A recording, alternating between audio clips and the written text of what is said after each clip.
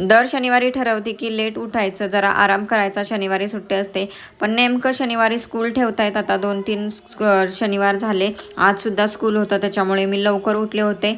Tiffin बनवायचा होता, टिफिनची तयारी केली, बाकीची कामं थोडी करून घेतली. तर बाहेर येऊन बघते तर आदिराज उठला होता. त्याला झाली खूप सर्दी आणि त्याच्यामुळे त्याला रात्रभर झोप नाही आहे. आजसुद्धा तो लवकर उठला आहे.